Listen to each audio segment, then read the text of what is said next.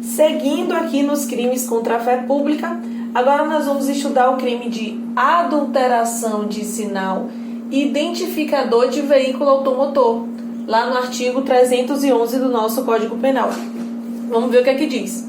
Adulterar ou remarcar número de chassi ou qualquer sinal identificador de veículo automotor de seu componente ou equipamento. Quais são os elementos do tipo, então, desse crime? Adulterar, né? Eu tenho o verbo aqui, adulterar, quando eu adultero o número do chassi ou algum outro identificador, algum outro número de identificação daquele veículo. Exemplo, placa, né? Se adultera ali o número da placa. É um outro exemplo, ou o número do chassi ou algum outro identificador, ou quando remarca. Quando remarca, dá uma outra marcação àquele identificador. Qual é, então, o objeto material desse crime? O que traz para a gente expressamente o código é o número do chassi, mas o artigo 301 mesmo já deixa claro que é um rol exemplificativo, ou seja, o número do chassi é um exemplo, porque pode ser qualquer identificador de veículo automotor. Ô Catarina, como é que eu vou saber o que é um identificador de veículo automotor? Lá no artigo 114 e 115 do CTB, ele traz todas as possibilidades de identificador, o conceito de identificador de veículo automotor e todos os identificadores. Mas o exemplo mais próximo da gente é a placa. A placa é um dos identificadores de veículo automotor. Pela placa a gente não sabe identificar qual é aquele veículo. Pronto, então a placa também vai ser objeto material desse crime. E aí a gente já sabe que a perícia é indispensável, é um crime que deixa vestígios. Tá bom, Catarina, vamos dizer então, tô aqui com uma dúvida.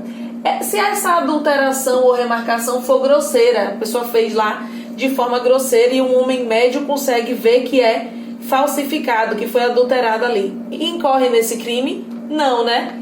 Não, a gente já sabe que é uma hipótese de crime impossível, falsificação grosseira não entra aqui. E aí, tem lugares, no Brasil não, né?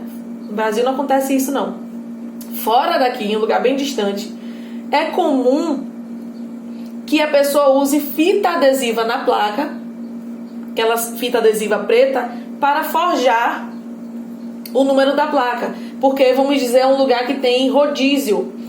Tem lugares que tem rodízio de placa, né? Final ímpar, final par, tal dia da semana, para não ter tanto engarrafamento. E aí a pessoa vai e coloca fita adesiva naquela placa.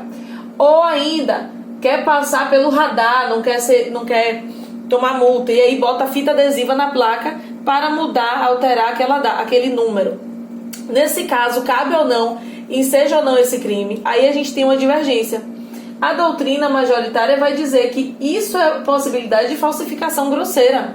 E mais que isso, não atenta contra a fé pública. Mas aí o STF já se manifestou e entendeu numa decisão que não é vinculada, que se aplica também. Nesse caso de colocar a fita adesiva na placa, enseja esse crime de adulteração de sinal identificador de veículo automotor. E a consumação, quando é que vai se dar nesse crime? A consumação vai se dar com a adulteração ou remarcação. Vamos dizer que a pessoa está andando lá com o veículo dela. Param, né? E veem que o número do chassi, por exemplo, está alterado. E aí, o que é que vai acontecer com ela? Não, em regra, né, de cara assim, não foi ela que adulterou ou remarcou. Alguém adulterou ou remarcou e o crime já foi consumado. Aí vai ter que fazer perícia e vai investigar como é que isso foi feito, tá certo? Mas consuma com a efetiva adulteração ou remarcação. E tentativa, cabe, né? Cabe tentativa nesse crime. E aí, no parágrafo 1º, a gente vai ter a possibilidade de majoração.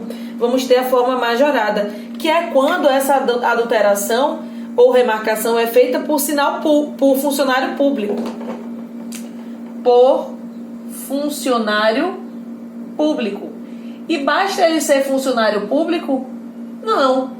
Ele tem que ser funcionário público no exercício da sua função, usando-se da sua função de funcionário público para obter alguma vantagem nessa adulteração ou remarcação. Aí, nesse caso da majoração, a gente vai ter um crime próprio, né? O sujeito ativo vai ter que ser funcionário público. E no parágrafo 2º, a gente tem uma forma equiparada. Tem a forma equiparada, que é quando algum funcionário público contribui para o licenciamento ou registro do veículo adulterado.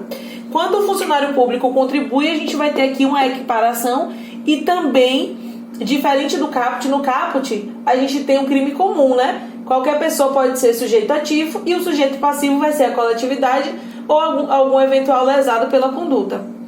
Mas aqui nessas duas possibilidades, na majorada e equiparada, a gente tem que o sujeito ativo tem que ser funcionário público. Então, nessas duas possibilidades é crime próprio, mas com relação ao caput é um crime comum. Tá certo? E a ação penal pública incondicionada, assim como todos os outros crimes contra a fé pública.